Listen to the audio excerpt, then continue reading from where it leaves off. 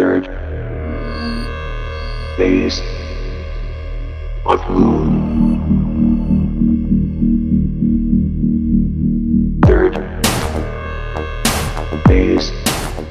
Good afternoon, good evening, folks, wherever you may be. I'm your host, Dr. J. Andy Elias, and this is Third Phase of Moon Radio Live. We have an amazing show today for you. We have Dr. Jesse Marcel Jr., who was the last remaining witness who held the Roswell wreckage in his hand. He's also joined by us with Denise Marcel, his daughter, who's going to be leading the disclosure movement and was also present at the citizen hearing. Before we get that, we got Blake Cousins as well, who is the founder of Third Phase of Moon. Blake, how you doing today? Doing good, Dr. J. Andy Elias. I just wanted to tell everyone that Third Phase of Moon is going to be celebrating the 60 million views and the 90,000 subscribers. You guys are getting the word out, and I'm proud to be part of your team, and I want to thank you very much. And I know the folks out there who you're showing the footage to. Why don't you tell people what's coming soon to Third Phase of Moon before we jump into this? Well, certainly. Well, we just posted this past, 3 days. Incredible footage came in from Indonesia of what looks to be a flying saucer in the night sky, along with many other UFOs, all kinds of activity in the sky. The guy shot it in 2008. He decided he wanted to share it. Nobody's seen the video before, so he put it out on Third Phase of Moon. And it is an amazing video for that. All you out there, check it out. It's go to YouTube, Third Phase of Moon. Let's jump in right into this. Our guests, the main event, Roswell. For those of you who don't know much about UFOs, I guarantee you heard about Roswell. It is the household name and the number one word associated with UFO. Why? Because this was the one time that the military announced that they had a flying saucer in their hands before they retracted the statement the following day. Now, Major Jesse Marcel was the intelligence officer who was at the ranch checking out the debris field, the so-called famous debris field at the Foster Ranch, right when this incident happened after a couple of days when it crashed. On his way home, he stopped, woke up his wife and his 11-year-old son, who was Dr. Jesse Marcel, and showed him the debris. Dr. Marcel, can you tell us what it is that you saw when your father woke you up? Well, he came into my bedroom. It was late at night, and he was very excited about something. I didn't know what it was, but he had my mother and myself come into the kitchen to look at some strange material that was on the kitchen floor that he had already distributed out there. And he was very excited. He said, "Why don't y'all take a close look at this? I think it's parts of I think he said flying saucer." And I wasn't quite sure what a flying saucer was at that moment, but I knew it meant something very strange. And he said, "This is one of those flying saucers that's been in the papers lately about, invading the skies over our country here." And again, he was very excited. And he said, "Look at all this stuff. And there's some metal debris on the floor. There's some members like little I-beams and some black plastic debris. And he says, first thing I want you to do is look for any electronic components like vacuum tubes, resistors, or condensers." But there wasn't anything like that, but he wanted me to satisfy my own curiosity there. So he said, "Take a look at this and let me know what you think." And that's where it started. Dr. Marcel, this is Blake Cousins. I want to ask you this question. Did your dad explain to you what compelled him to put this piece of unknown metal in his possession and bring it home to show you guys? What was he thinking in that state? Did he want to get it out so he wasn't the only one that knew about this and kind of wanted to share it with the family? Was that kind of his way of thinking? Well, he wanted to share it with us because he knew this is something very strange and something that, like in his words, that we'd never see again. But he was quite convinced this was part of a flying saucer machine, and he wanted my mother and myself to look at this as part of a history, I guess. But again, that's what he was doing. I want to ask this next question to Denise and then to you, Dr. Marcel.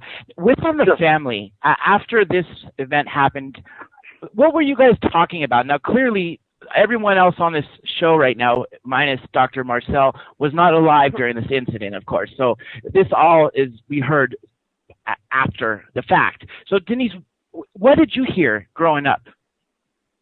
Well, we were brought up from a really young age believing in UFOs. I think I was probably about 9 years old when he built this huge telescope in our backyard, and so he's always looking up at the stars. And when we would camp out at night, we would look up and see if we could see movement in the sky. So it was just, I don't know. I don't even know exactly how old I was. But I was pretty young, I think. So it was just kind of something it was just always part of the family. One other thing I wanted to ask you guys is, after this event happened, okay, the movie Roswell that was made by Showtime, it portrayed you when you were 11 years old, Dr. Marcel, that your father gave you some debris and then a couple of days later asked for it back. Did that really happen? That was poetic license. It was just designed to make a good story better, but no, we didn't keep any of it, and my dad did not keep any of it and give it to me. So, no, we just turned it all in that evening after we finished looking at it. I would have loved to have a piece of that. To this day, that would have been the greatest thing. Yeah. Wouldn't we all? One major thing that's always insulted me, which I would think also would be a major insult to your father, your grandfather, Denise. When General Ramey decided to change the story, he had Jesse Marcel Sr. pose with this weather balloon wreckage when clearly it was switched. What did he say about being the fall guy after this? Because that's insulting to tell an intelligence officer, a major at that what he saw was misidentified as something so common I heard even dogs can recognize.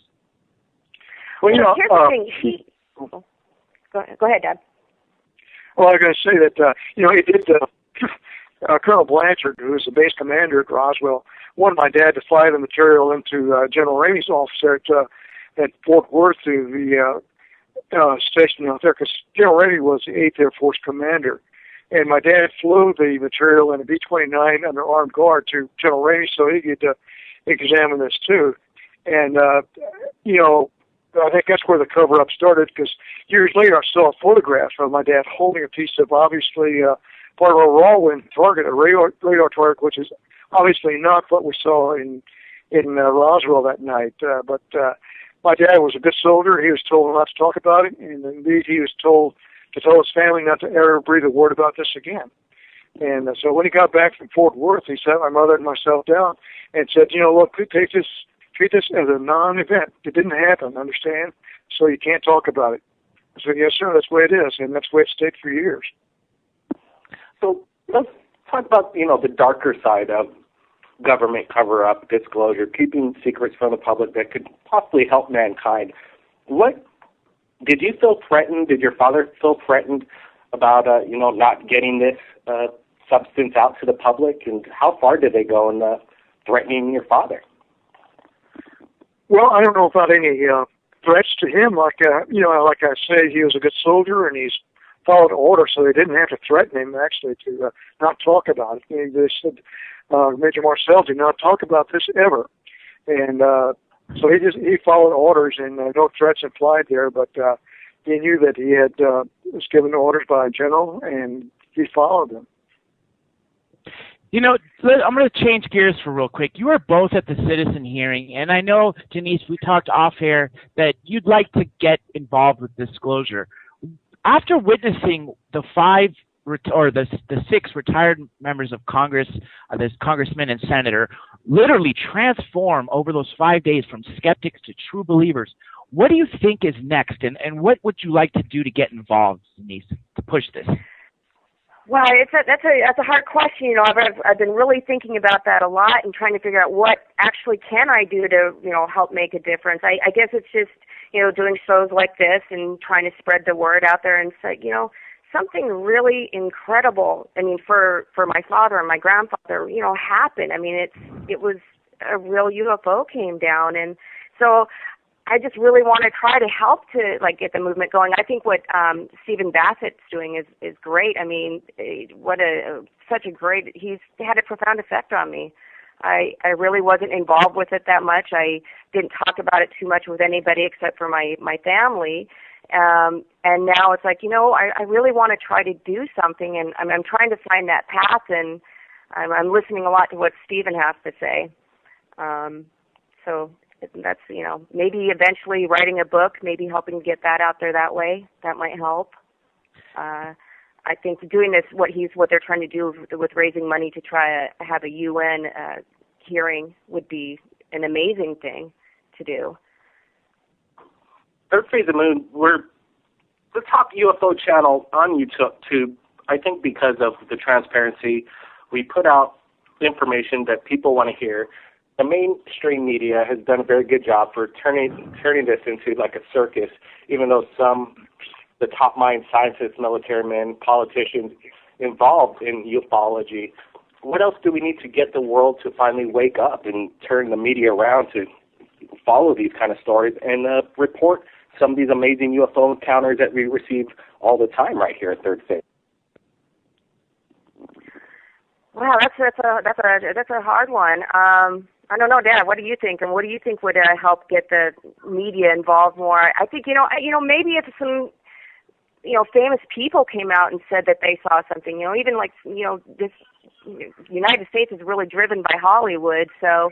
What an amazing thing if maybe some famous actors or something came out. I mean, for goodness, they're making a lot of money on all this UFO stuff. It'd be nice if some of them could come out and maybe say some stuff if they've ever had any experiences.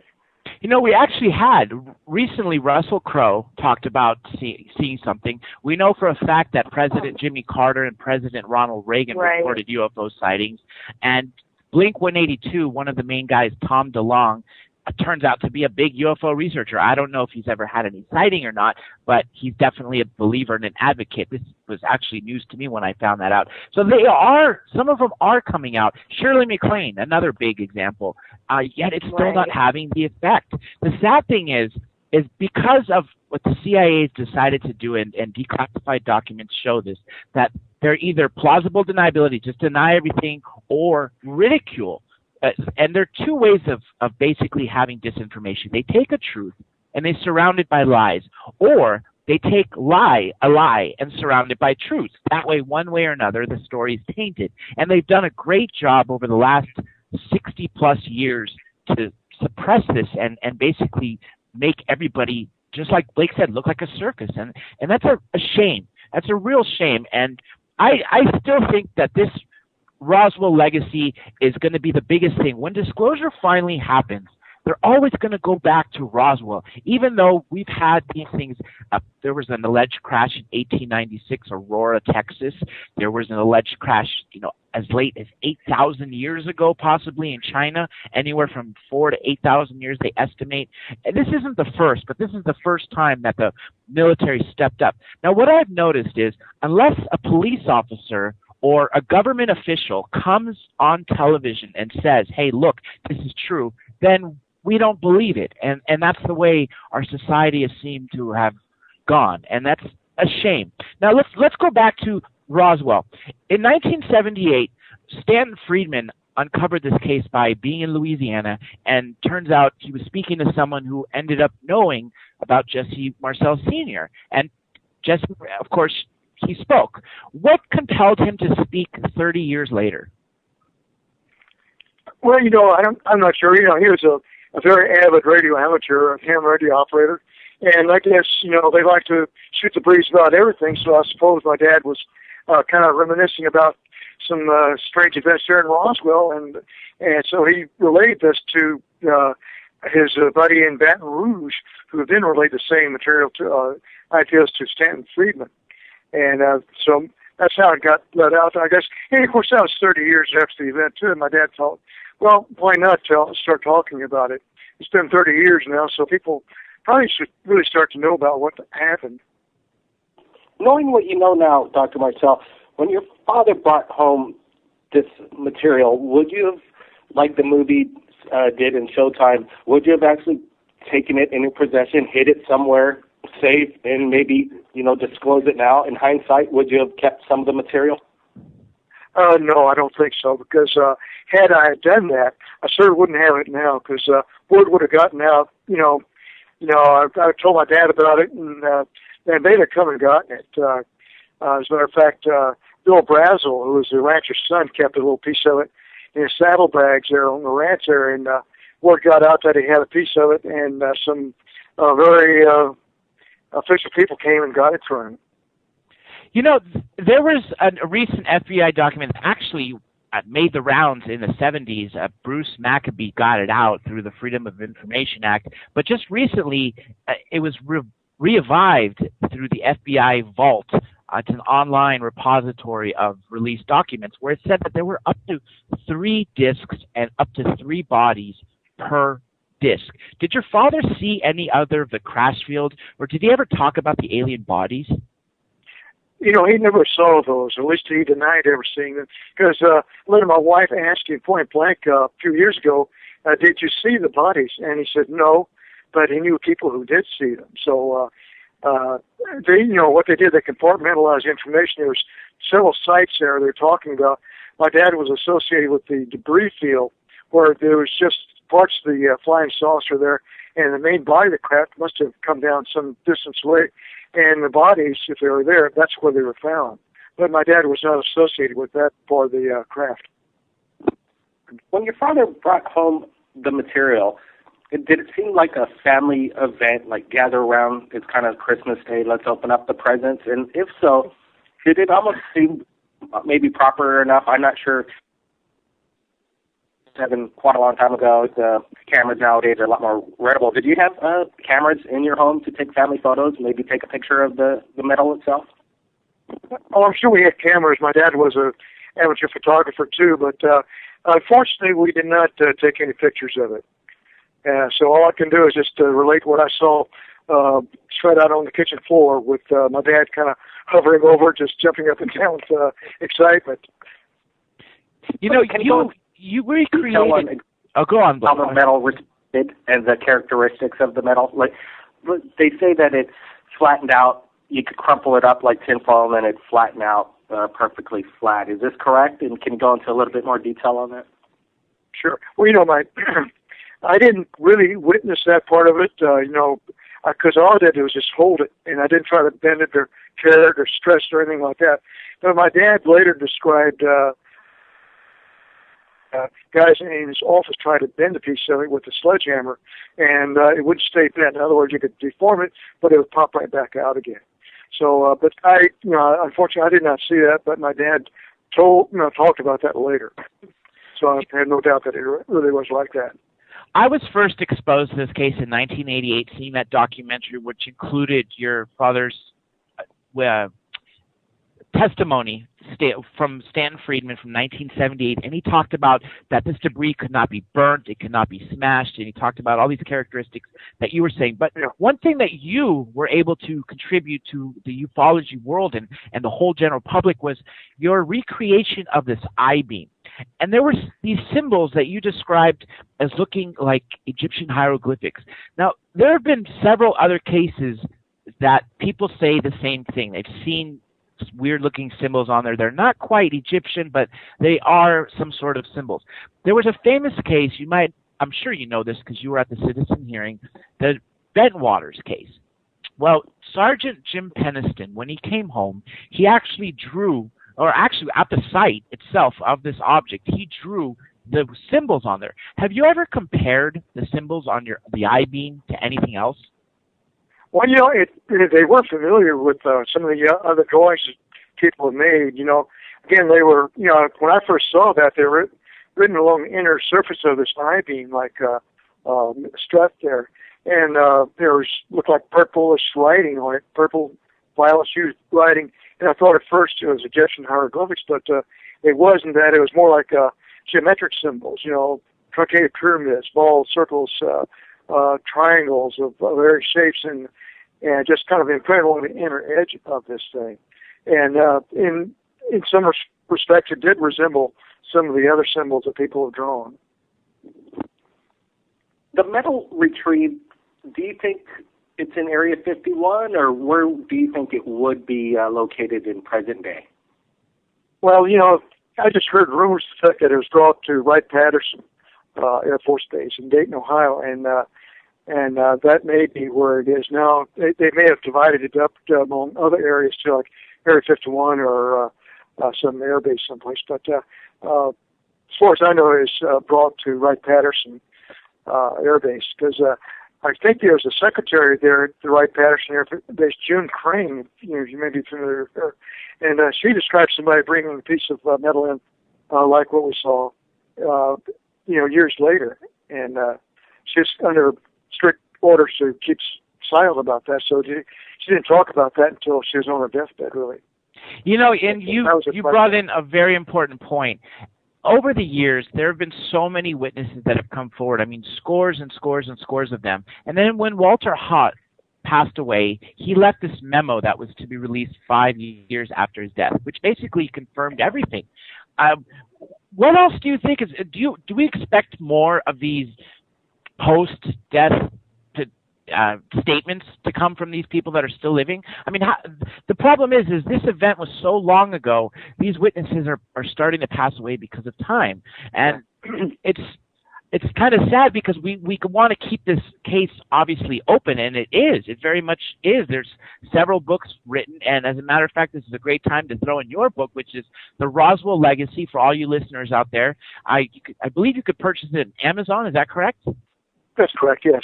And in there, you basically just described everything to the detail of what happened with your father, what he said, and to keep this man's stature, because he was a patriot. Your man was a true intelligence hero. And on top of that, he actually kept his word. This is another thing that another ufologist told me. In the 40s and 50s, when the government told you to shut up, you shut up. You listened to them.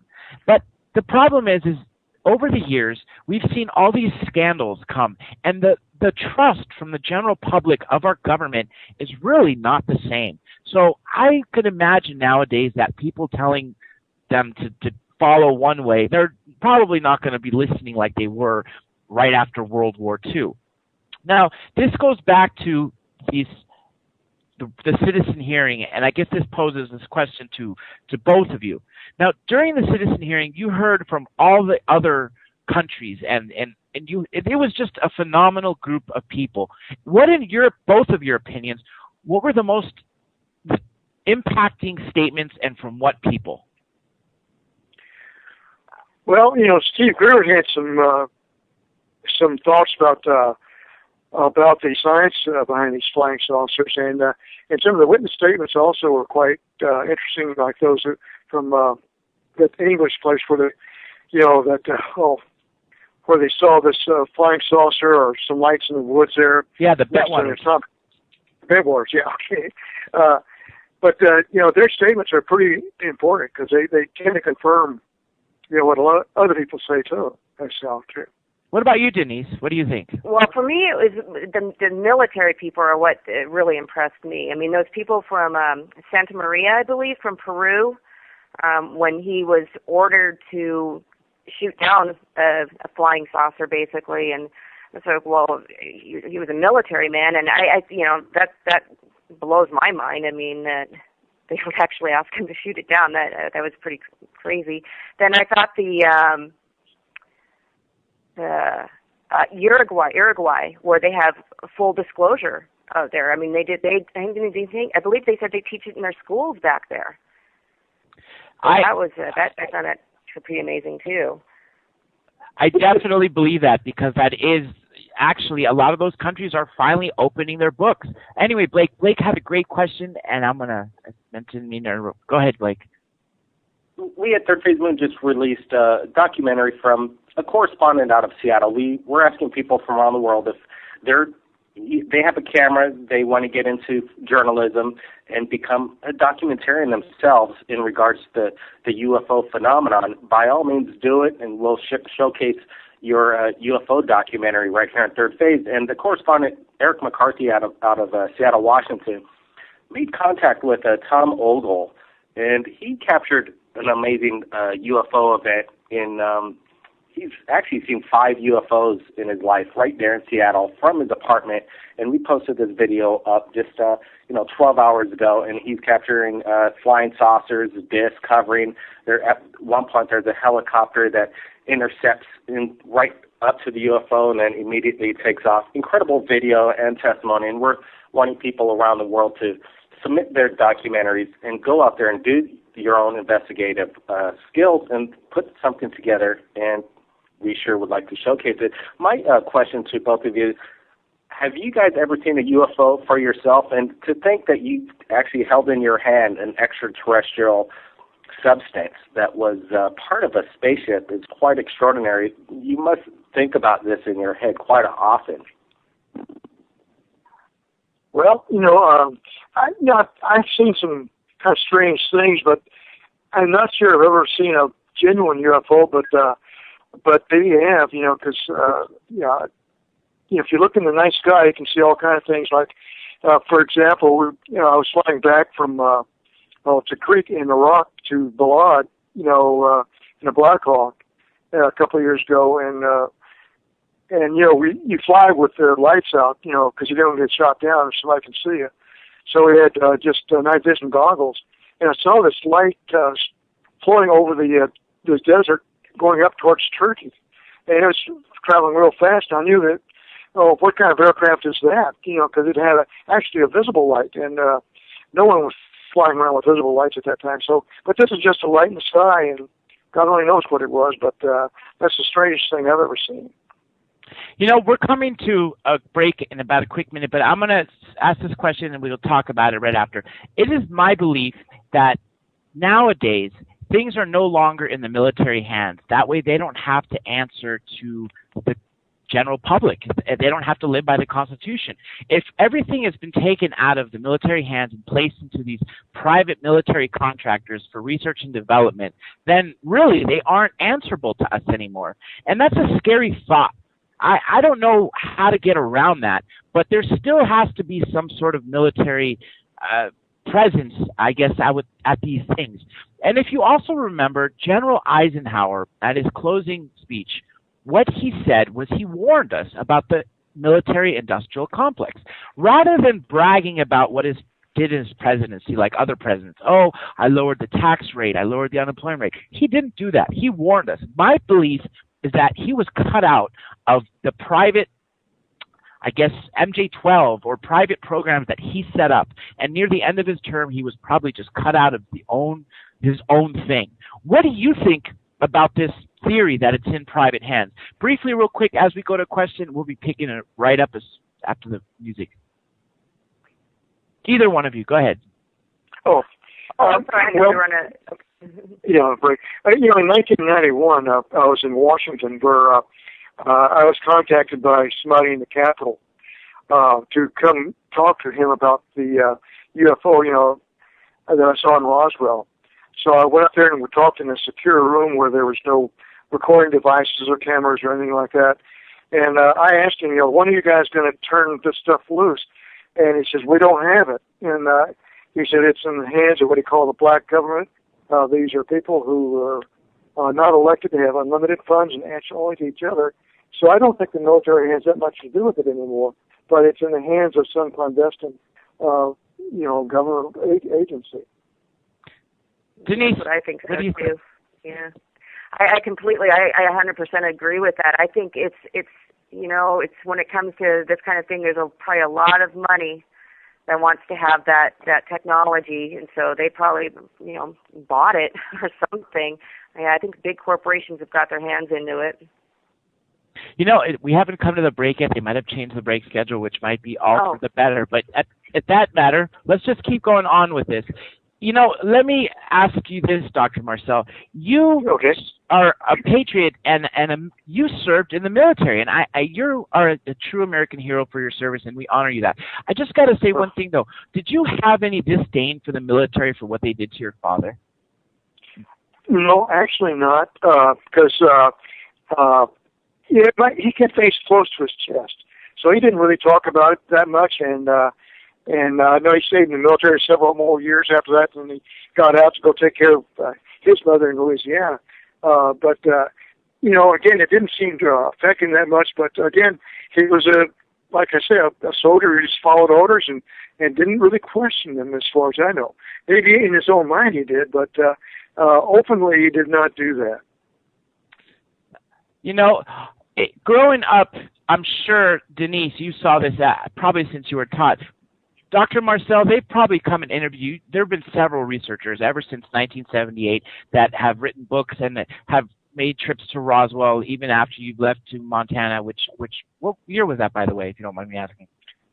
Oh, we moved here in '71. Okay, and anyway, the point being, people were still investigating this, and they were coming to Roswell looking for the crash site, hoping that there might be some debris left, and I'm sure they were talking to other witnesses and coming back to you. Denise, what did you see growing up? Did you see all these investigators coming in and out or answering the phone of somebody who was calling to ask some questions about Roswell? Oh, well, no, not really, because no, I didn't really hear them. Where we grew up, it was we had one phone line, and it was like a party line.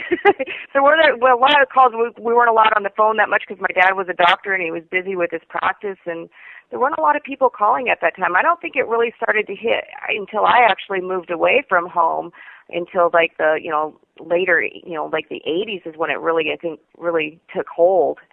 That's what I think. I mean, that's what it seemed like to me. That would make sense, because in the 80s is when this really blew up, and more witnesses started to come out, because they know that there's power in numbers. 1, 2, 3 people, sadly, knock on wood, I hate to say this, they can silence them in any way. As we know from Loretta Proctor and other witnesses that were truly threatened with their lives, who had nothing to do with the military, were just innocent witnesses that happened to be in, and I like to say the right place, but that was the wrong place for that being told. But there's scores and scores of people that have come out. Mr. or Dr. Marcel, have you been doing your own research on Roswell? What have you uncovered? Well, I'm not a researcher. I'm just an observer of that one event there. But what it did do was trigger a strong interest in astronomy and cosmology. Like Denise said, I built a 14-inch telescope there in the backyard here in Helena. But I read a lot about astronomy, the new findings, the Kepler telescope that's finding planetary systems, widespread. So we know that there's, up to a few years ago, we had no idea if there were other planets outside of our solar system, but now they're finding them by the hundreds.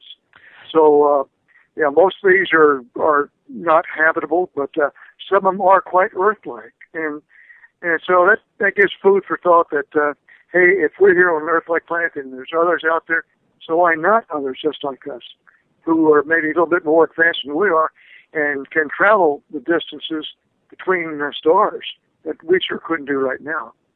But I think that sooner or later we will be.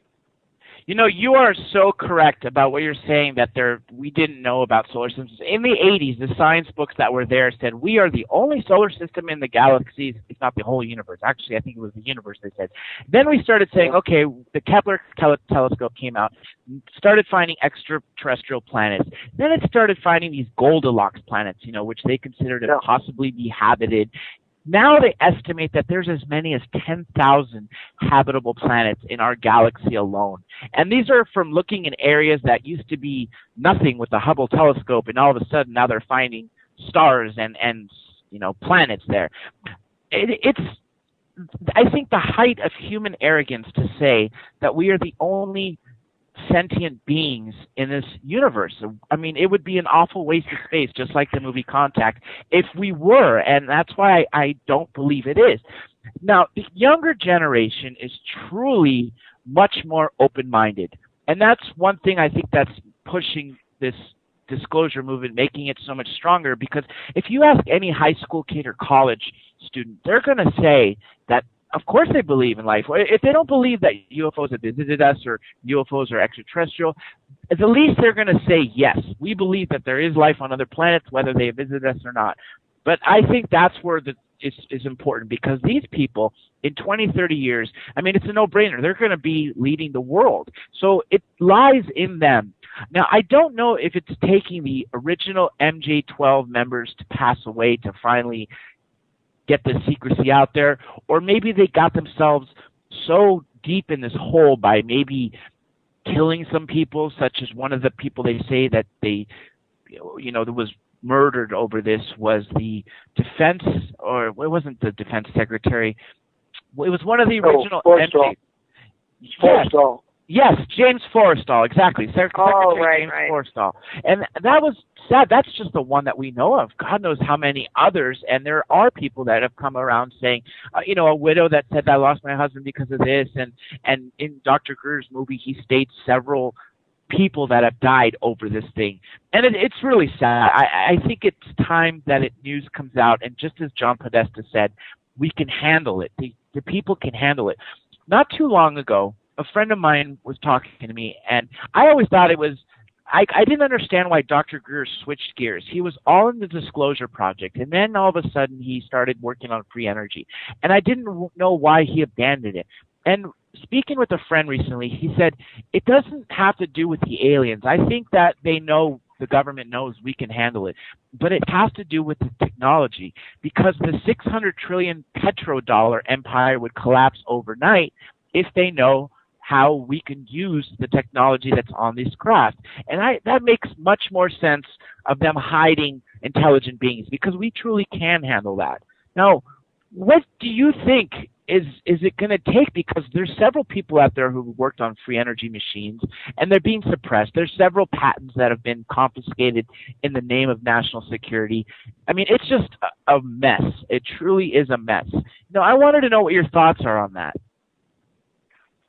Well, I'm just wondering if the military doesn't have a big hand in it, if those corporations have that, a lot of that material that they're trying to use it to create their own thing, and they don't want to share that.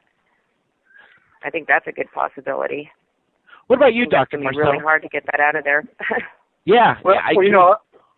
Again, my thought is the military really doesn't have that much to do with it, but I think that there's a lot of research going on, a lot of reverse engineering, which is trying to find bigger and better ways to fly airplanes and things like that. But but the technology is there, and it's just a matter of us reverse engineering it.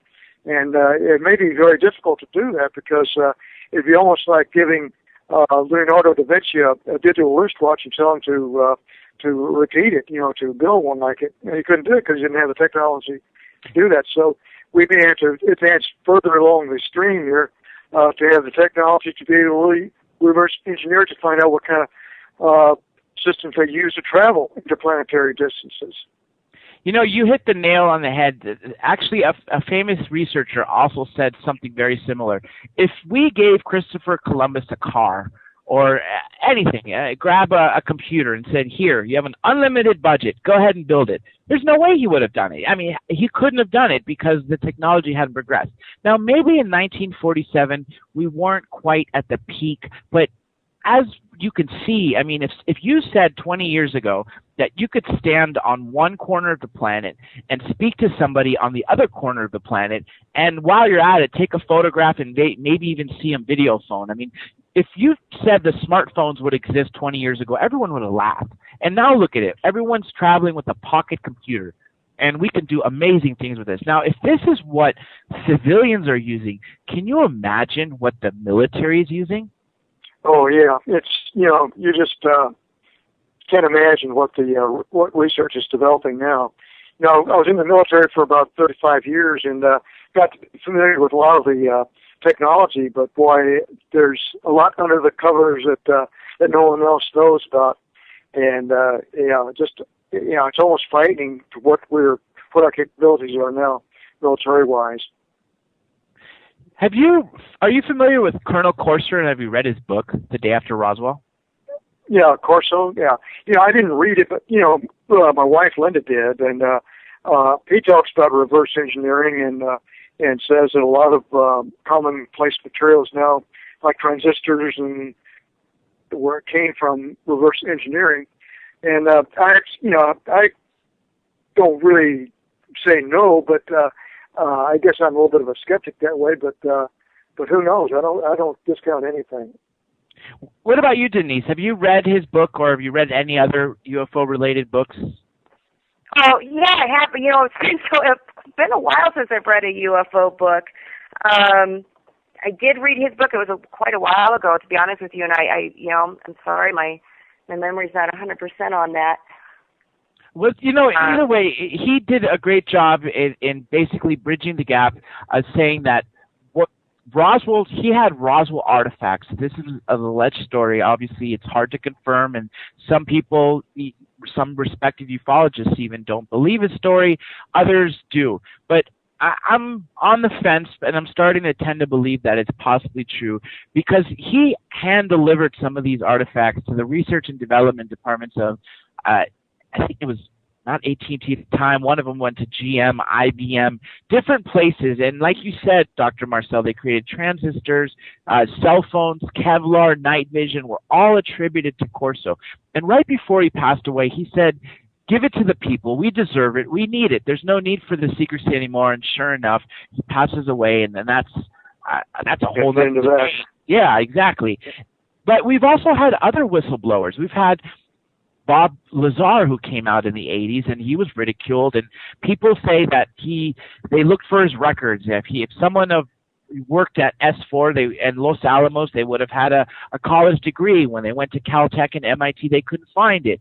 They say they graduated the list of his class in high school and all these different things. Well, George Knapp, an investigative reporter in Las Vegas, found a phone book from Los Alamos that had Bob Lazar listed, not in the janitor section either, in one of the labs. Now, obviously, if he's a government scientist in the laboratory in the phone book, clearly this man is capable of working at the job that he said he held. And he was very detailed of what he said. He said there was 9 hangars and 9, I think there was 2 empty.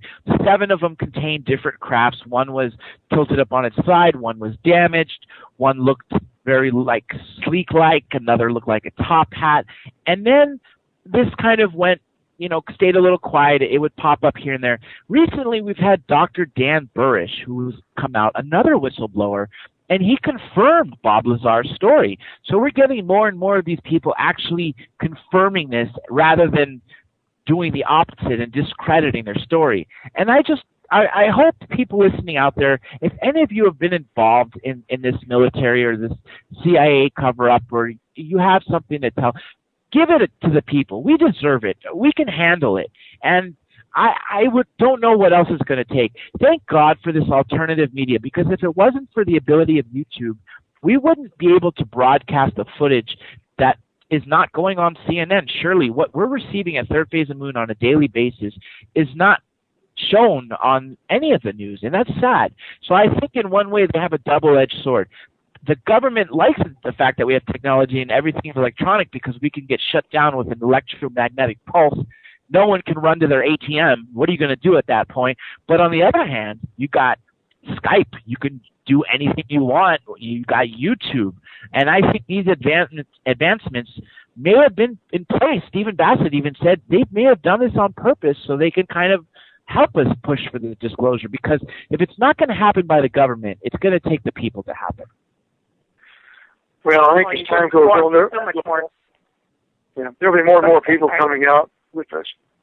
So, back to, I guess, Roswell. When you guys, growing up after this incident happened, did you talk of what it might be? Maybe if it was an alien, maybe it was a time traveler, or maybe it was an interdimensional device. What did you think about it?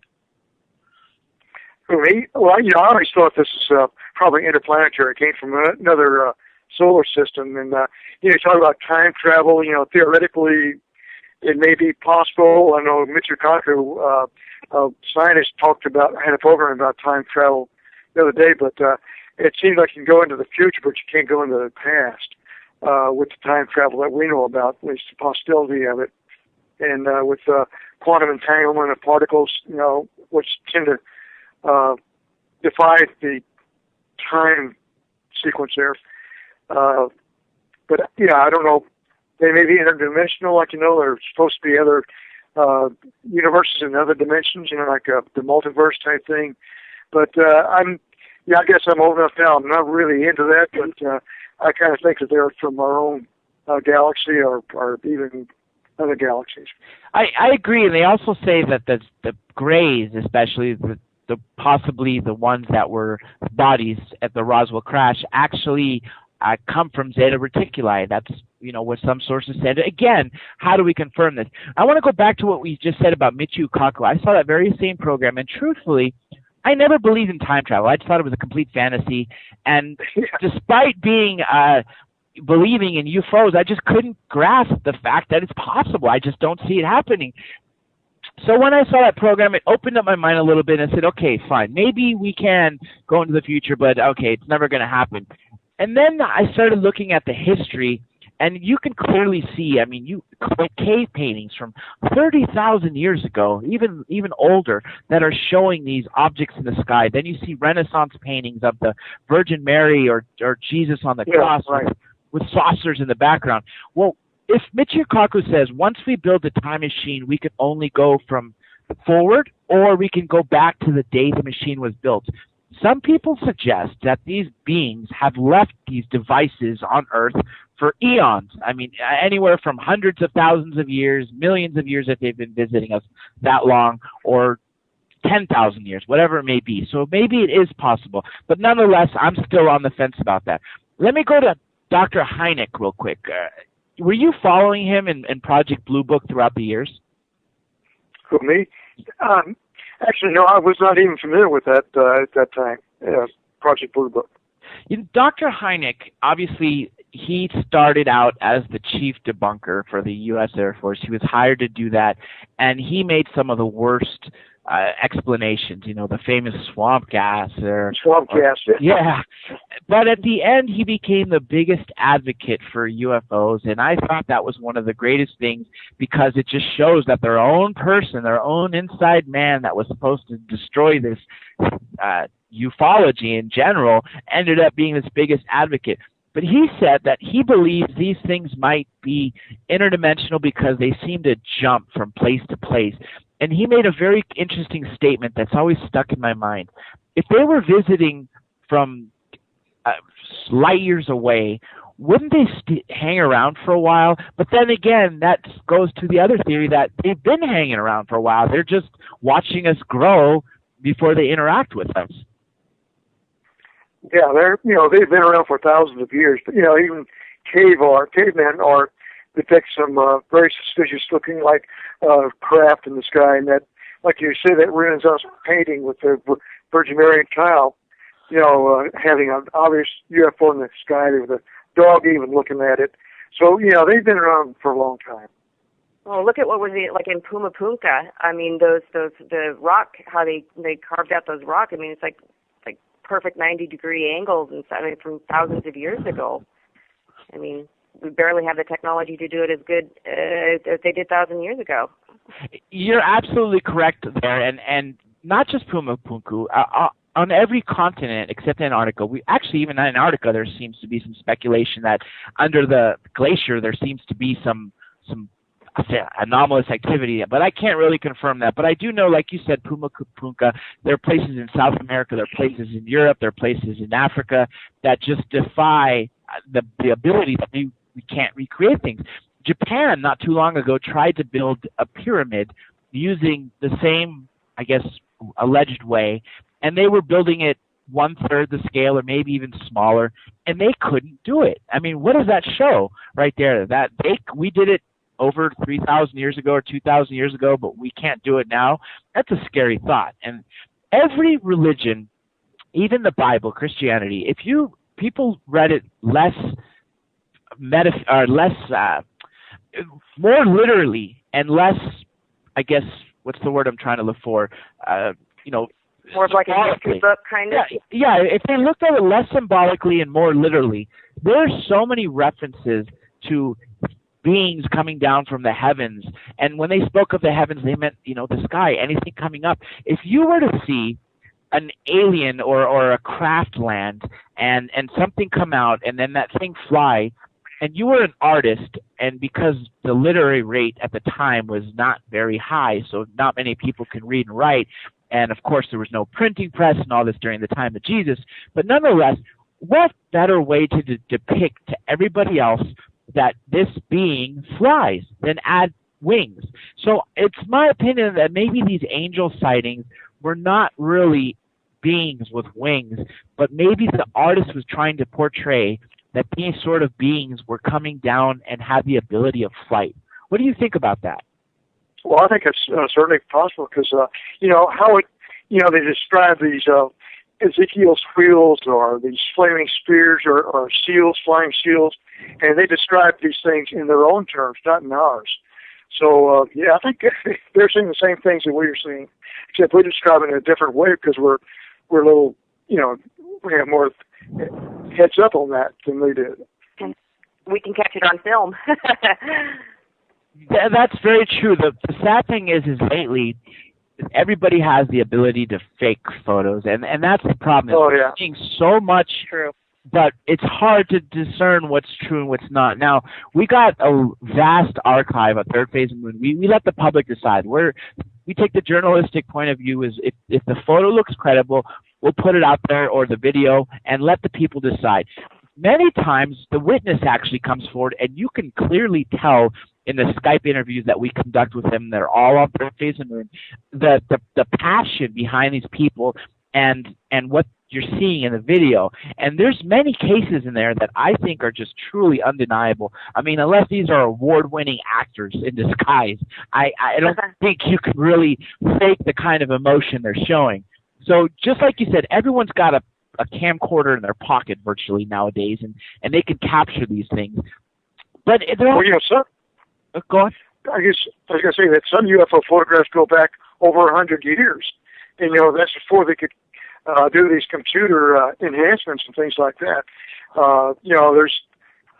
There's one for sure that was taken back in the 1880s, right after photography was being developed, and it's clearly a flying saucer in the sky, UFO. And in the 50s there was a lot of pictures, like 1957 and 58 off the coast of Brazil. There's an IGY boatload of scientists out there taking pictures of clearly very strange-looking craft, and that was before a computer would enhance it.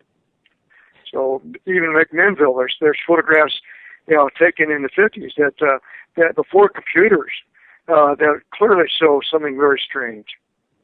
You are so 100% true with that there are so many photos that exist pre-Roswell. Like you said, going back to 1880, I've seen some great photos from 1910, 1925, different periods where, like you said, there was no way for them to fake it. I mean, you can't. There was no computers then. You couldn't do Photoshop. You couldn't do other things. And then you have this airship mystery. When people were moving to the West Coast, when there was nothing here, just like the Clint Eastwood movies where it was just desert and little towns here and there connected by rails, and everybody had to go from horseback or wagon from place to place. And they were seeing these airships, and the only thing in the sky at the time, aside from birds, was balloons. And there weren't that many of these balloons, hot air balloons, that were apparently being used since the 18th century. And that doesn't fit or describe what people were seeing in this airship mystery. So clearly, like you said, this has been going on for years and years, and there's no way to deny it. And it's sad that this was accepted, years, centuries ago, but now it seems to be a taboo. Thank God it's changing a little bit. Now, wasn't there like that Battle of L.A. or something like that too, where they, like in the 40s or something, that they thought that, they shut L.A. down practically. Yes, actually, we just had Jose Escamilla a couple weeks ago, and he is producing a movie, The Battle of L.A., and the trailer's out. It's really amazing. What happened there was, I think it was 1942, and as you know, we just were bombed at Pearl Harbor, so everyone was on edge. And there's a photo on the cover of LA Times which shows our spotlights shining in on this object. We shot over 1,400 rounds of anti-aircraft ammunition, and this thing wouldn't go down or go away. It was just staying in there. And the sad thing is the response, or the military response to this of afterwards, was, it was wartime jitters. We were shooting at nothing. And then this photograph is out. So then they say, well, okay, we can't say we were shooting at nothing, so let's say we're shooting at a balloon. Are you telling me that 1,400 rounds were We're coming to break. We're going up and not taking this down. Everybody stay tuned. We're having an amazing show. As you can tell, we're talking with the original Roswell Witness right here at Third Phase of Moon Radio. Stay tuned. We'll be right back after this message. That's right, folks. We are back. Third Phase of Moon Radio live. We are researchers on a mission on the quest for the truth. We have been speaking to Dr. Jesse Marcel Jr., who was the last remaining Roswell witness who actually held the wreckage in his hand and is speaking about it, and his daughter, Denise Marcel, who's going to be leading the disclosure movement and was present at the citizen hearing and knows so much about this case and this whole topic as a whole. We have so much more to talk about. But during the break, we actually had a caller. Caller 808. What's your name and where are you calling from? Well, this is Blake Cousins. I know we do have another coming in, but yep, I'm here back again, and definitely been listening to the Marcel conversation. Absolutely fascinated. I know there's people listening right now that want to call in and ask the question, so we're just waiting for the switchboards to light up here. As far as getting disclosure, I think, like you were saying earlier, Dr. J. Andy Elias, is that the people are going to do it. And I think that's what sets Third Phase of Moon apart, because we're out there talking with the people. Actually, MUFON's dropped the ball in regards to taking reports and doing a serious investigation on it. We get the complaints all the time that you're the only people that listen to us. Third Phase of Moon, if it wasn't for you, nobody would hear the story, even want to listen. And that's what I think we take pride on that. We want to get people's word. We want to take their testimony, get their evidence, and showcase it, and not be people out there to ridicule somebody if their story is fantastic. Third Phase of Moon has a lot of, colorful language sometimes in regards to the subject matter. And I think that's a good indicator in itself that we're doing something right, because when people don't know something, they usually tend to get angry about it and, get scared, and that's a problem people have. But if you open up your mind, and that's what we ask the people, is open up your mind, take a look at it, be subjective, and, come away with what you believe in, and then leave your comments. And that's what we're trying to do on Third Phase of Moon. Now, back to, the metal. I wish we could showcase that, because right here, we're not afraid of, putting this sensitive material out if we had it in possession. If there's a free energy machine, if there's a downed UFO or an alien body, we want it, we want to see it, and we're going to put it out there so fast that it can't be stopped. And that's our mission right here at Third Phase. What do you think about that, Dr. J. Andy Elias, on the mission and a follow-up on a question? We absolutely are pushing it out there, Blake. And like I was saying before when you got disconnected, we're doing a great job of putting out what everyone else is not showing. CNN, Fox News, all that, they're not doing their job. And if it wasn't for venues like YouTube and the Internet, there would be this open exchange of ideas. Now, as I was saying, we had a caller, and it turned out to be you, but we actually do have that caller back. Caller 808, what's your name and where are you calling from? This is Desmond. I'm calling from Hawaii. Excellent, Desmond. Do you have a question for one of our guests or hosts? Well, my name's Desmond Wayne. I have actually a couple of comments for, is that Jesse Marcel Jr.'s daughter? What's her name? Denise Marcel. Denise. She was mentioning that she'd like to get in the information to disclosure, and I was wondering if she ever heard of Wayne Herschel's star maps that he discovered. No, I don't know anything about that. I think it might be a good thing for you to possibly get yourself familiar with. Can I plug his website? Sure. It's thehiddenrecords.com. You guys should really check that out because, as a ufologist for 20 years, I never got to hold in my hands parts of a UFO, so I really longed for some kind of proof. And I didn't really feel that I got it until I saw this guy's star maps, because when you realize that all these ancient cities the pyramids are laid out to resemble the same 11 stars, then you go back to Cydonia and you look at the so-called anomalies and they're laid out to the same 11 stars. What are the odds of that happening by coincidence. That's So I would say that's good information. Another question I'd like to ask you, Denise, is obviously the fact that your father held these parts, you're much more personally connected, so you know that your father is no liar. And how has that affected your ability to research, knowing that somewhere there is a red herring, as opposed to someone who might not know? Well, here's the thing. I mean, I don't even really know how to answer that question. Can you repeat that for me? Well, it's kind of like now that I've seen the star maps, I have much more ambition in my research because I know I'm not wasting my time now. Right. So I guess my question would have been, has that given you a lot more ambition, the fact that this is your father and you know that he's telling you the truth? No, absolutely, 100%. I don't think I would be, as interested in the subject as I am without that happening to my father like that. And I mean, I don't know if a lot of people may not know this, but I did do a hypnosis session with my father in 1997 with a person named Dr. Neil Hibbler. And, when he retold the story and when he used it in hypnosis, it just even solidified it more for me. Not that it wasn't ever solidified before that, but it's just like, he really did see something. There was really something that happened there. And it's about time that we find out what that is. I mean, it's too long now. My father's dedicated his life to the military. I think he deserves to know the truth. I agree. Did he, was he able to remember more details when he just had the hypnotic session?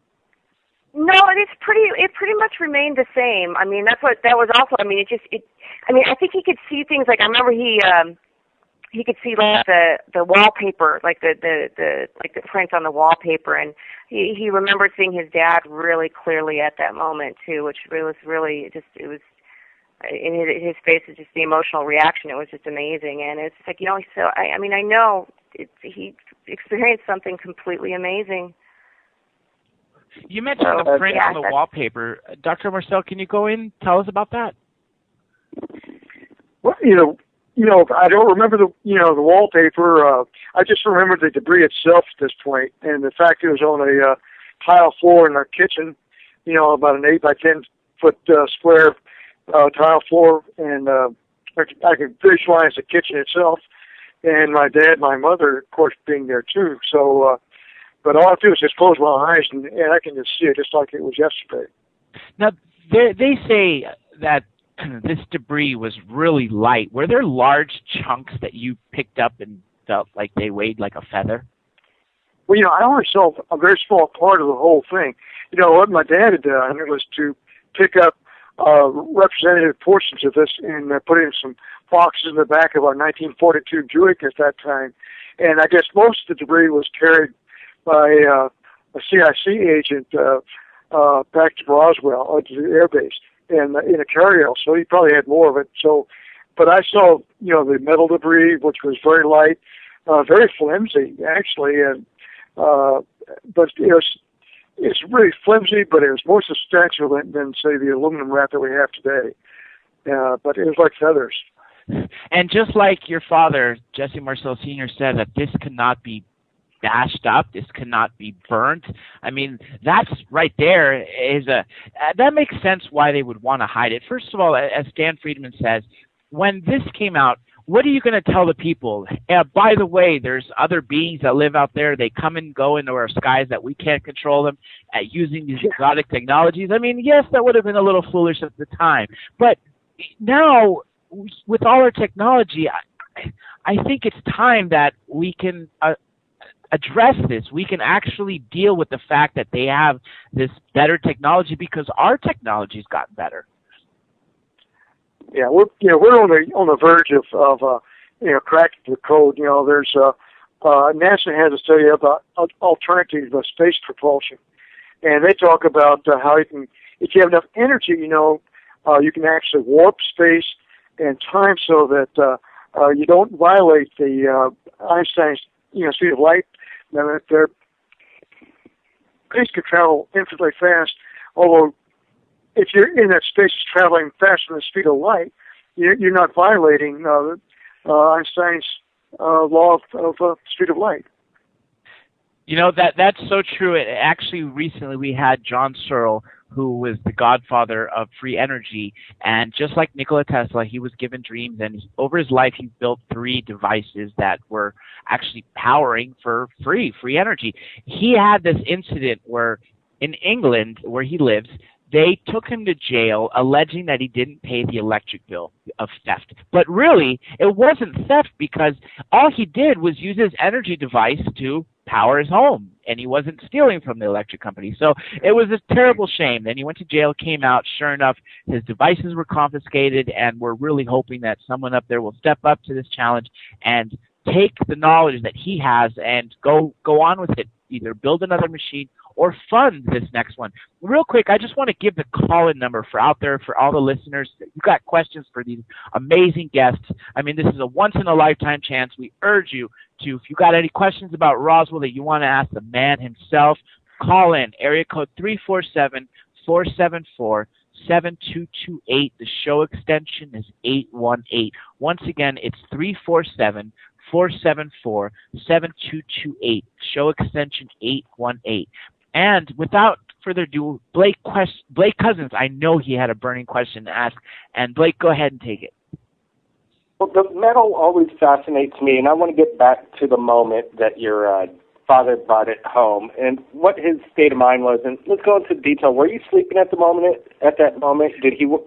Were you guys awake? Was it during dinner time? You can go into detail what he was explaining, like kind of verbatim what he's saying. Okay, son, this is metal from a flying saucer, etc. Go ahead, Dr. Marcel. Yeah, sure. It was, of course, during summertime, and I was enjoyed playing with, riding a bicycle with my friends and all that. So, it was late. I had been asleep for several hours before he came in, and I do remember that he was so excited that he couldn't, he had to show what he found out there. And when I first saw this, I thought, why is he waking me up in the middle of the night just to see this bunch of trash on the floor there, and just scrap metal on the floor? But his excitement caught on, and I realized then that this is something that's very unique. And again, that's the reason I remember it, because it made a very strong impression on me. Did he say to you, son, like, we are not alone in this universe, and this came from extraterrestrials from another planet? Did he kind of state it that way? Well, he said, I recall, I think he said this is parts of a flying saucer, and with all the momentum of that.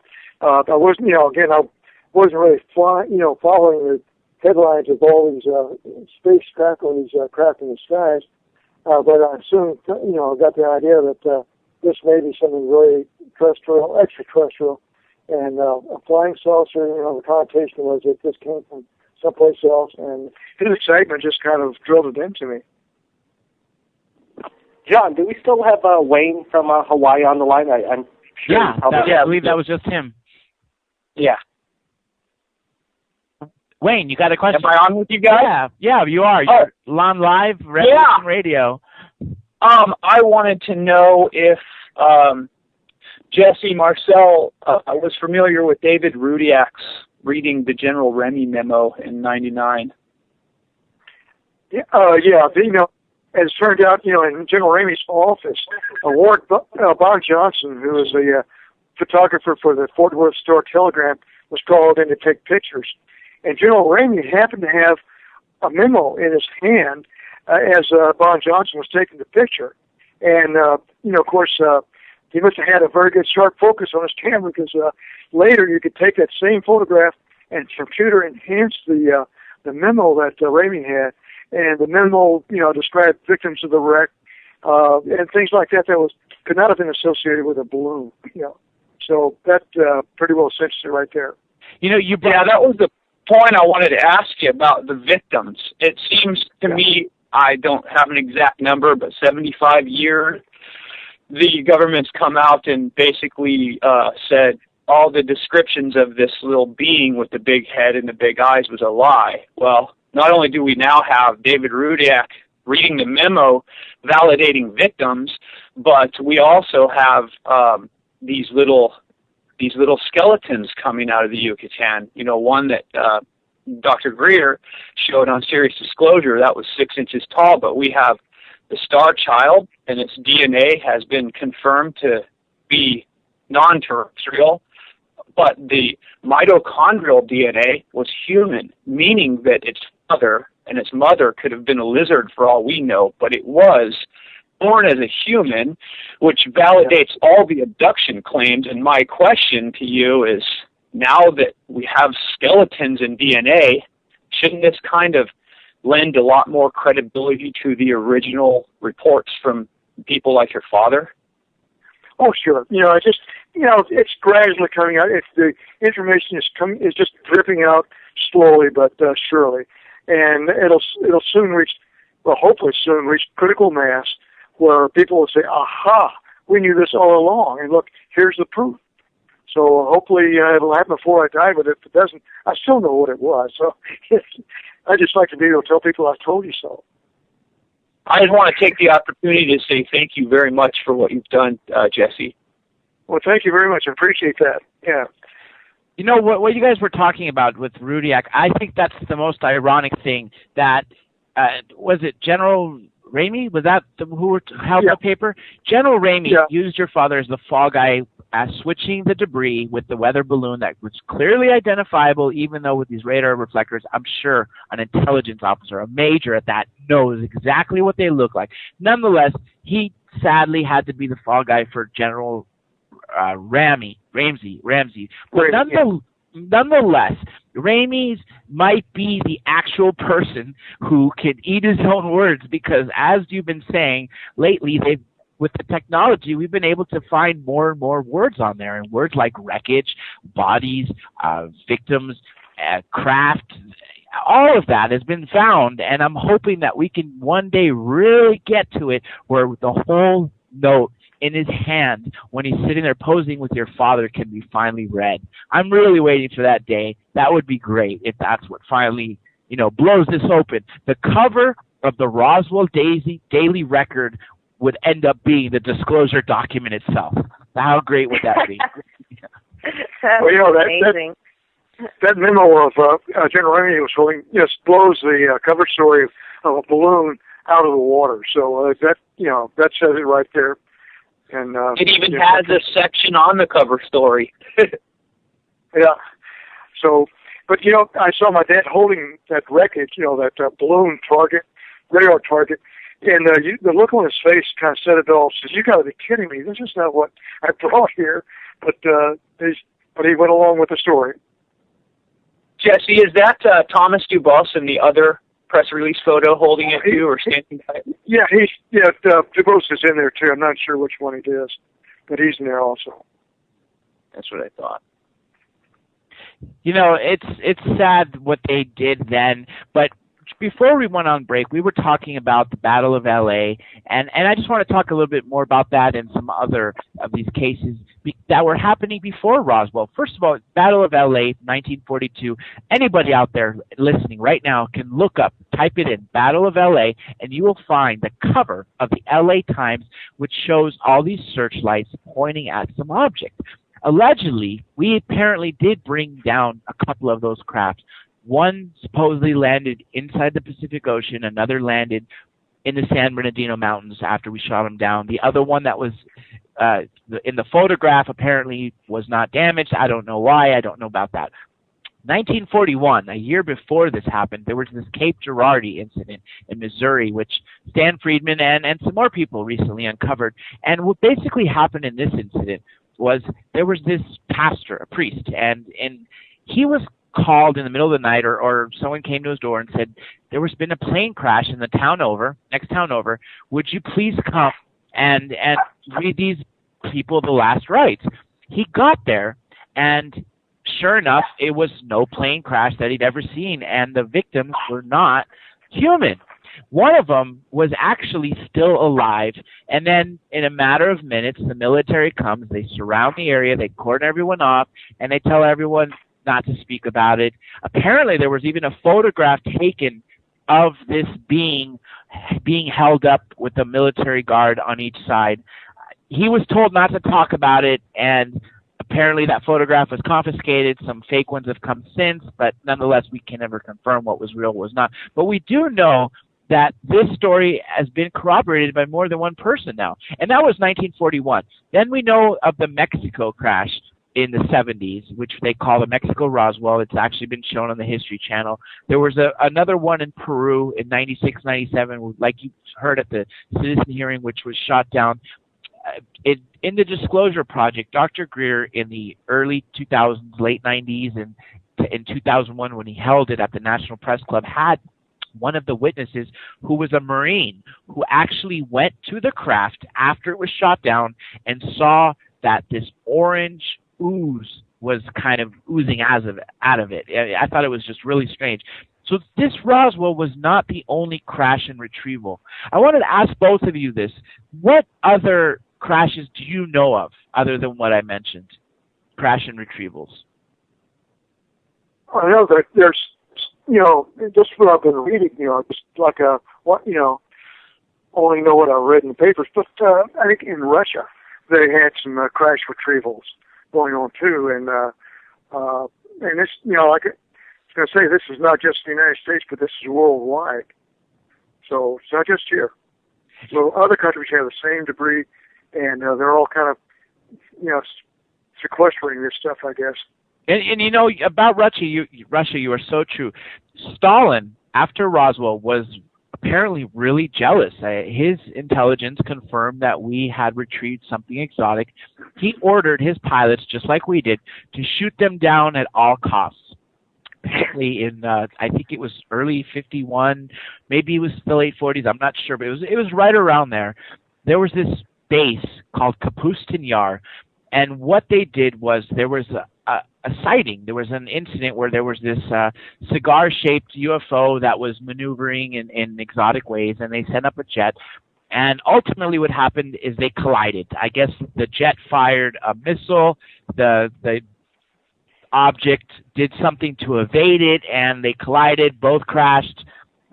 Stalin didn't care about the Russian soldier that died, but he did care about the craft. And underneath where this landed, they ended up turning it into like the modern day Russian Area 51. And just like you said, that was just one crash. Then there was the Tunguska crash, which is possibly another incident in the early 1900s. And there's so many more. Recently, we were just joined by Preston Dennett, MUFON researcher of 23 years, author of 15 books, 2 more coming out. One of them is my absolute favorite. It is the UFOs over California. He also has UFOs over New Mexico, UFOs over New York, and several more. Preston, we are speaking with Dr. Marcel and Denise Marcel, and I wonder if you had any questions, because I know you've done a lot of research in Roswell. I have. Hi, guys. It's an honor to speak with you.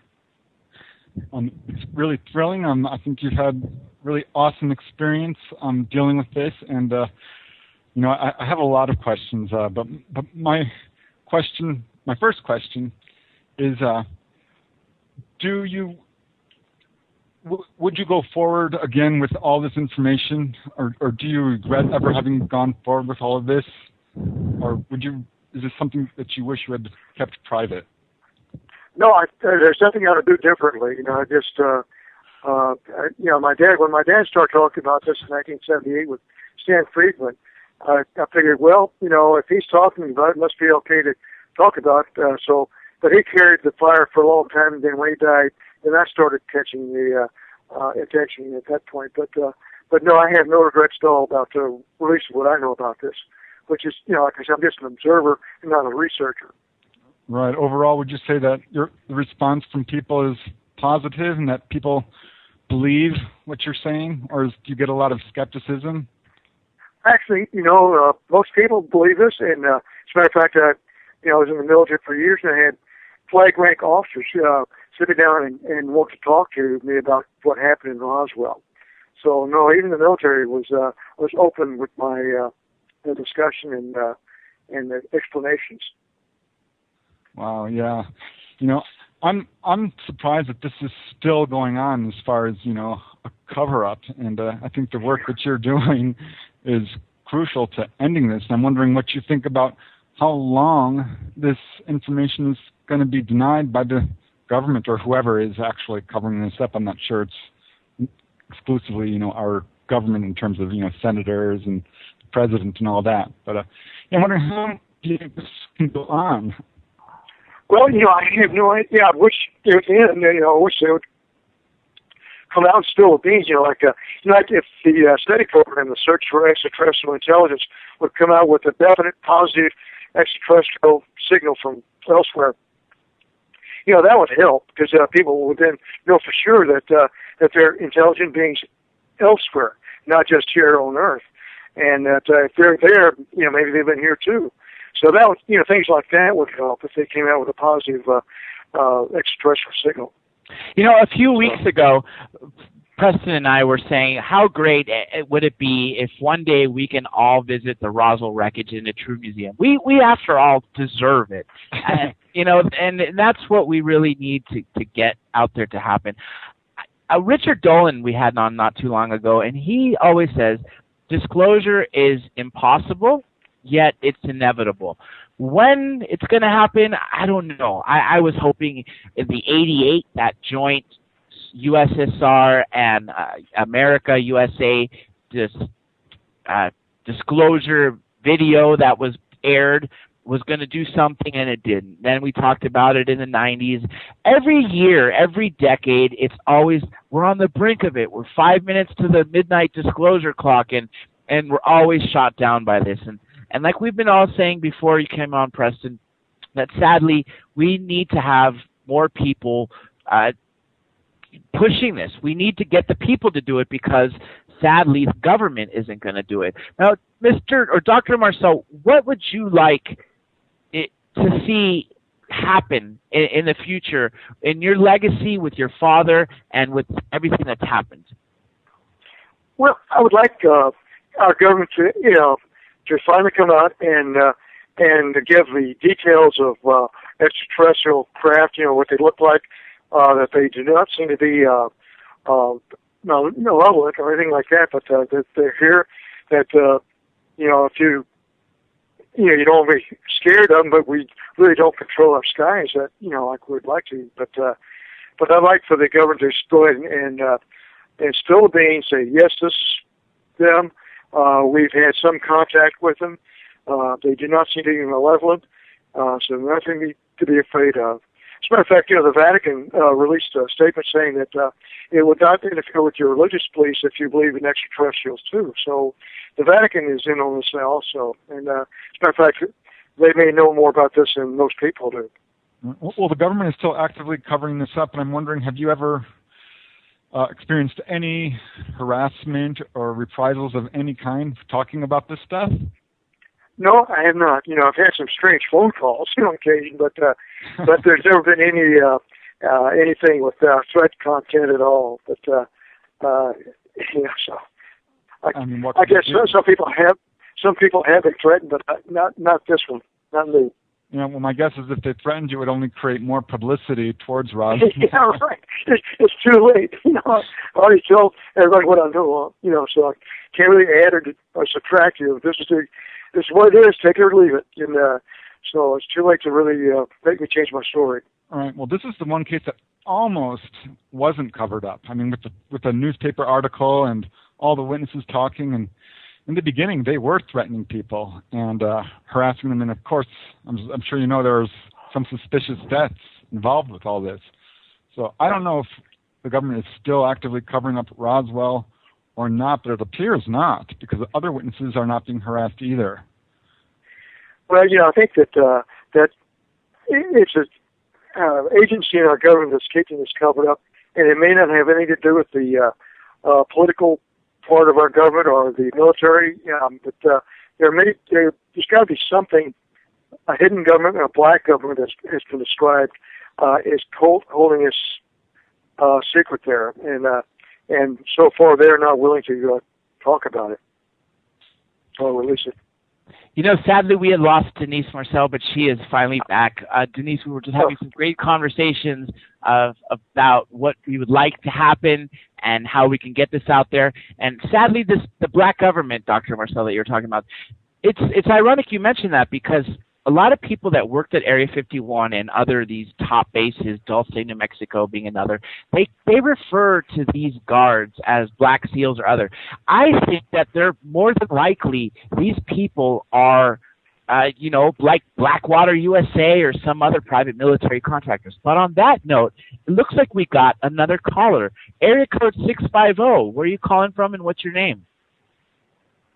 This is Bob Evans calling from California. Bob, it's a pleasure to have you. Do you have a guest for? Do you have a question for any of our guests or hosts? Well, you were talking about Roswell there. The research we had done, there was actually 3 ships that crashed there on that night. Yeah, I have heard that. Yeah. I was on another show a year back with Art Campbell, and he brought that up, that there were actually 3. And also, what was it, the late Colonel Philip Corso. Yeah, we were talking about him, and we also talked about this FBI document that's been circulating recently about the 3 crap. You know, if you hang on one second, we actually seem to have yet another caller. This time, I see the caller is an unknown number. Unknown number, where are you calling from and what's your name? I'm calling from Philippines, and my name is Robert Dave Milan, and I'm calling in because you mentioned Tunguska just a few minutes back in time, so I wanted to say something about that. Oh, sure, absolutely. Yeah, I remember being on board a craft that detonated over Tunguska in 1908, and I remember it was summertime, and I remember it was either June or July, and we was leaving from Andromeda Galaxy, and we was leaving from a planet named Xenon. I was half, I don't know how to spell it out in English exactly, but it's like a bioprinted body. It is half biological. And I was reincarnated in that body technology with the help of the technology at that planet. And we leave. I was a beam ship or a spacecraft engineer, if you like. I had special sensors in my arms that can know the health of the spacecraft at any given time. And I was there. I always stayed with that group of scientists, and my captain was my best friend. And my captain, by the way, he had a bird on his left shoulder at all times. It was a talking bird. And anyway, so we left from Xenon, and it was a science people from that planet was interested in to take samples of some seeds or some plants, or I do not exactly know the purpose of that. But there was some science people that wanted to go to this planet at the time and take some samples, DNA samples.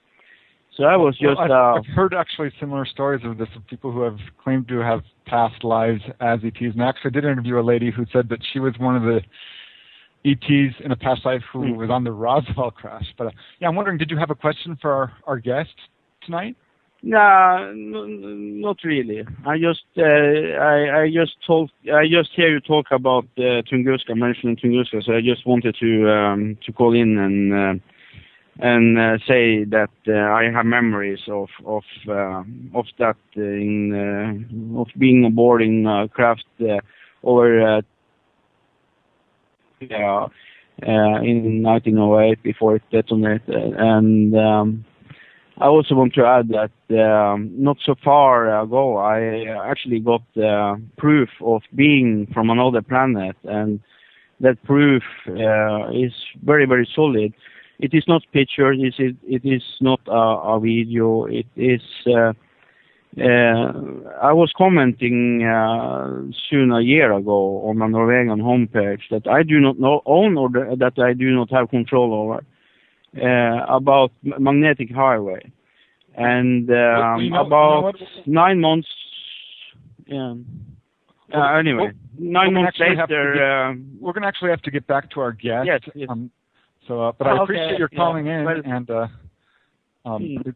your story is very interesting. And Robert Merlin actually has an amazing stories to tell. I'm glad this is getting to the world. We're actually having a worldwide audience.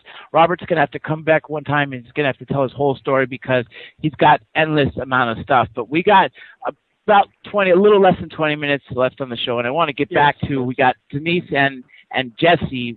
This is, a rare moment for all those out there listening. I mean, like I said before, this is Roswell is really a household name. And whether people believe in UFOs or not, they know the word Roswell because it's just truly associated with one of the biggest events of all kind. I think it is the biggest UFO event in human history.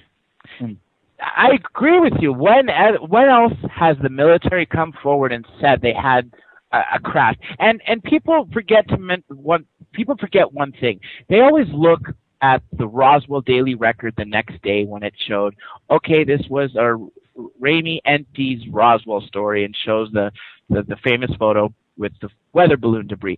But that same day, all around the world, the newspapers were also talking about Roswell. So let's just say on the West Coast, when the newspapers were coming out, as time was going, east, everything was still being published. If you look up newspapers from July 8th, 1947 from different cities, you're going to see a whole lot of stories talking about the military recovering a craft. I know, Preston, you've actually seen a lot of those newspapers.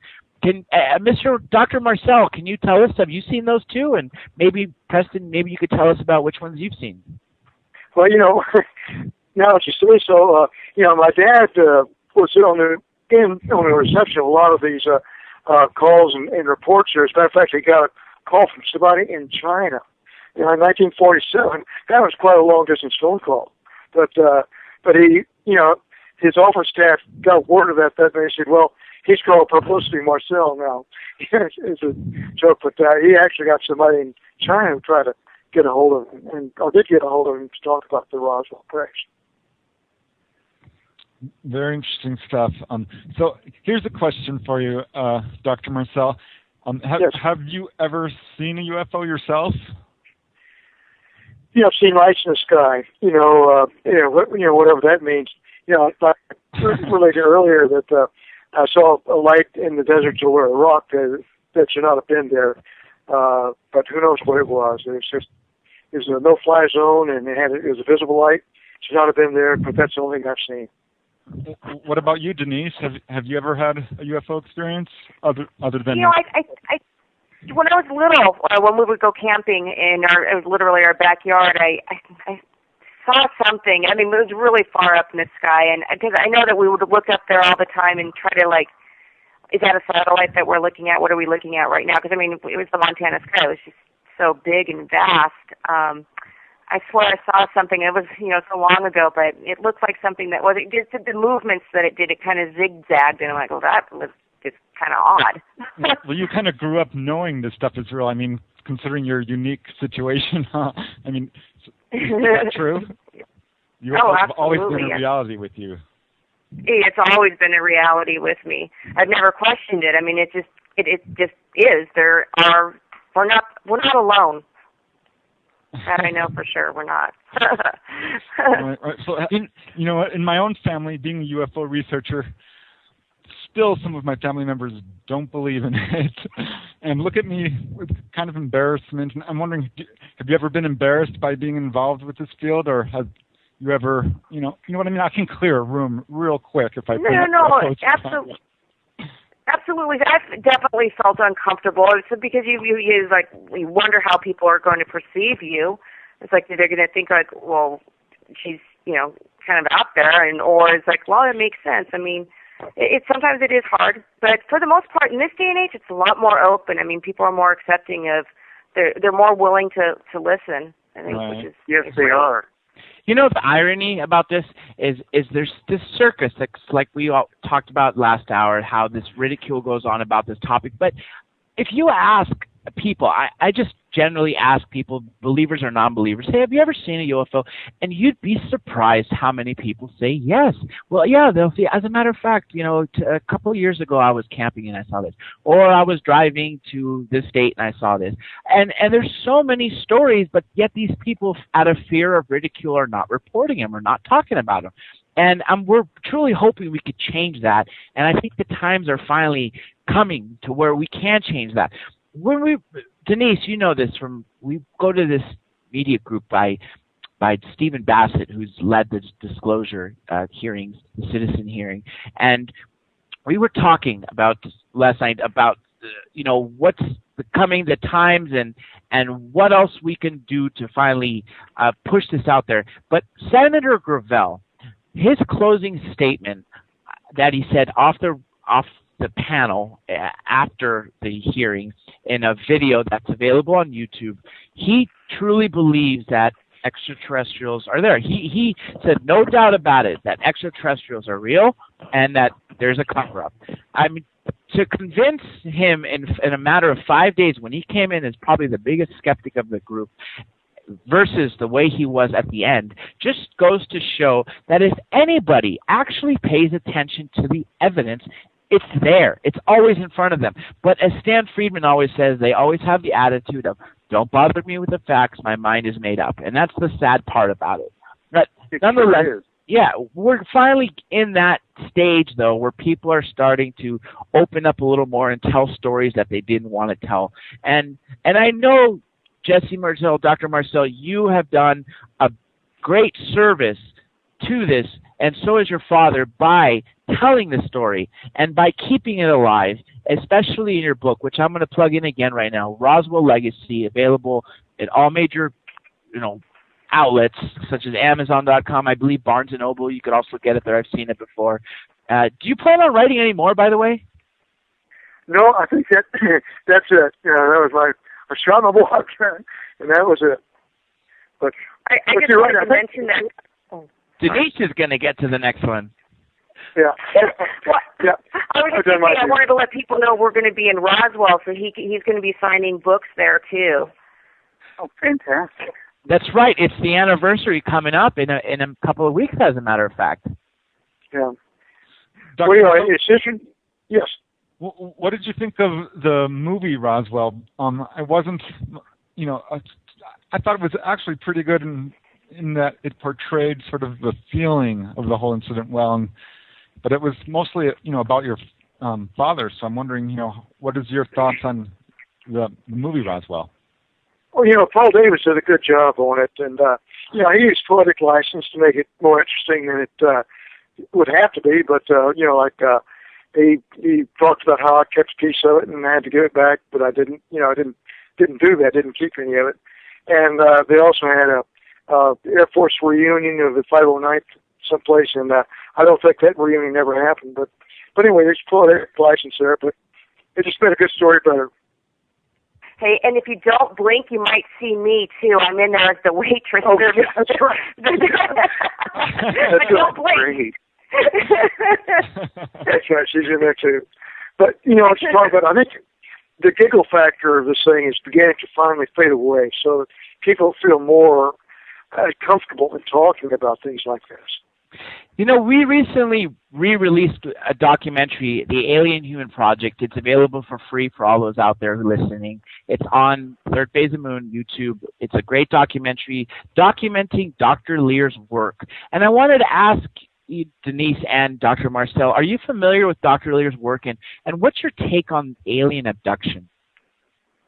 Well, yeah, I know Dr. Lear quite well, and I've seen some of the artifacts that he's retrieved, and I have to say that some of them are very interesting, and I think they need to do, and I think they're conducting some isotopic research on some of these to see if they contain strange isotopes of metals or material that probably are foreign to our solar system.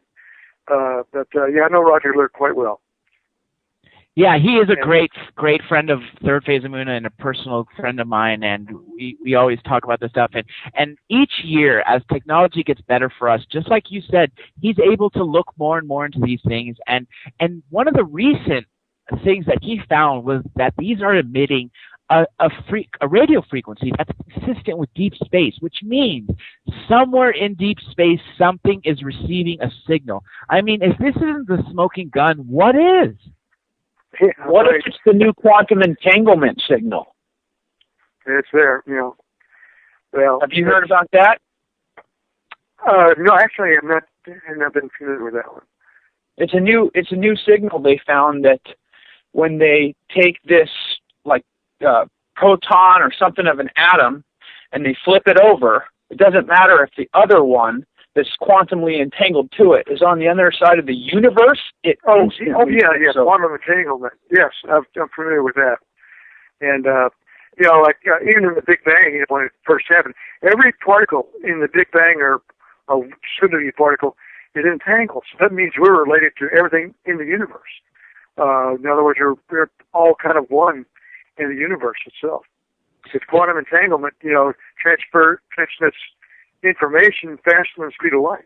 That's right, and you're hitting a nail right on the head right there. Everything this oneness movement is actually starting to grow bigger, and one of the things Dr. Greer mentioned is that things can actually travel at the speed of thought, and there's this consciousness that everyone's linked up to, and that's why there's certain memories that can be transferred down through just by DNA. And I think the more that comes out from this is amazing. There was this documentary, Thrive, made by the Procter & Gamble heirs, and they basically linked up everything with this vortex. I don't remember the name of it, but I thought it was just really, really interesting because it talks about this quantum entanglement and how everything from the single atom to our human cell, to the Fibonacci sequence, to the sun, to the solar system, to the galaxy. Everything's interrelated and intertied in. And it wouldn't be surprising if that's what we were to come down to and realize.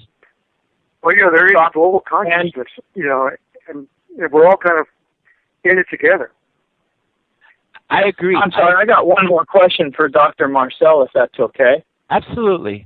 Go ahead. I think you probably were familiar with, I think History Channel did a run on this a while back where they suggested that your I-beam was a piece of balsa wood with the, sticky Christmas tape on it. And my question to you is, have you, before you were 12 years old and held this, had you ever worked with balsa wood before? Oh, I built models all the time, airplanes. So, no, I'm quite familiar with balsa wood. But this was not wood. This was metal. That's what I thought. But I just wanted to ask for the listeners to just get that clear because of that suggestion. Yeah, torque wood. What's interesting about what's going on in New Mexico? I mean, there are UFO crashes across the United States and the world, of course. But and I've been doing a lot of research on this, and as far as I can tell, New Mexico has more UFO crashes than any other place in the entire world. And I'm wondering why you think that is. Well, back in the 40s, that's where we were doing a lot of atomic research, at Los Alamos. And that's where we first detonated the first plutonium bomb there in New Mexico in July of 1945. And so that's got to get somebody's attention. Yeah, I think that's exactly it. I mean, a lot of researchers have noticed that the modern era of UFOs coincide exactly with the atomic age. And as far as I'm concerned, yeah, that's the exact reason why New Mexico is such a major UFO magnet, is because of the research going on at Los Alamos. And it makes complete sense because when an atom bomb is detonated, we have this chain reaction that goes on for infinity. And as Stanton Friedman says, the way he exactly puts it is that basically the children have found the matches. You know, a primitive society as us who just went through World War II, 50 million people we killed, you know, humans killing each other, and now we have the device that can decimate the entire world, you know, in literally the click of a button. What are we doing with it? And I think they're more worried about what's going on with our society as a whole. You know, we're coming down to the last couple of minutes, and I wanted to give the last couple callers that we have on, see if they want to have any questions. Back to you, caller 650. Forgive me for not knowing your name, but do you have any questions for our guests? Not really. I'm just glad I finally got onto your show tonight. Oh, this is excellent. Well, join us every week. You know, I'd love to tell everyone while we're on the air real quick, just what's happening next week. We're going to be joined by Kathleen Martin and Denise Stoner. They're alien abduction specialists, and Kathleen Martin's actually Betty Hill's niece. For all you out there who don't know Betty Hill, yes, Betty and Barney Hill story was the first major abduction story that came out in 1961. It's going to be a great show. Month of July is going to be just as great of a month. You know, Stan Friedman is going to be joining us. We're going to have, who else? There's so many more. Terry Cassidy, William Henry, and John Searle, the godfather of energy, is going to be back. But that's real quick again. Also, if anybody's captured anything amazing, make sure you submit it to Third Phase of Moon via Skype or Facebook. We still have our competition going on. We would love to see your footage. 2 categories. First, of an object. If you captured a UFO on a video or still, send it to us. And if you captured a being, an alien, a ghost, an interdimensional, whatever it is, an anomalous being on film, we'd love to see it. And the winners are going to get an autographed copy of one of Preston's books, your choice. He's got 15 amazing UFOs over New Mexico. Would be very fitting for this show, but I'd like just to let everyone out there know that. Now, like I said, we got a couple minutes left, and I know Blake, sadly, as a matter of fact, Blake is just calling back in, and we got only a couple minutes left. And Blake, I know you had some burning questions right before you got disconnected. Now you're back on. Do you want to go ahead and ask before we go off in a couple minutes? Well, I know we're running short on time. I just wanted to, thank Bob Evans for coming on the show, asking some questions. He came on the show, he asked some questions, but he did submit some amazing insight in regards to the SOHO imagery coming out from NASA of massive ships next to the sun. Bob Evans, thanks again for coming on. Wayne from Hawaii asking questions. We appreciate his insight. The Marcells, wow, this has been an amazing 2 hours of incredible information. We're going to be reposting this on YouTube, Third Phase of Moon, so the world could see it. Everybody's listening live, but it's going to have another life on its own on Third Phase of Moon. And Dr. Jandy Alive, thanks for hosting the show, and Preston Dennett for some more insight from the UFO investigator. Of course, and we still got a couple of minutes left. I'd like again everyone to know the Roswell Legacy book is available, so please get it if you want to know the true Roswell story of following the Marcel line, the family line.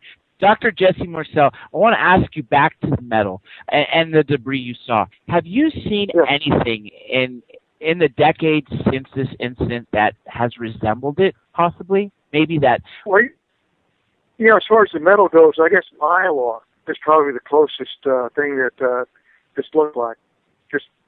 And of course, we didn't have Mylar back in 1947 either, but Mylar would be the closest thing, and I've never seen anything that resembled the I-beam, so.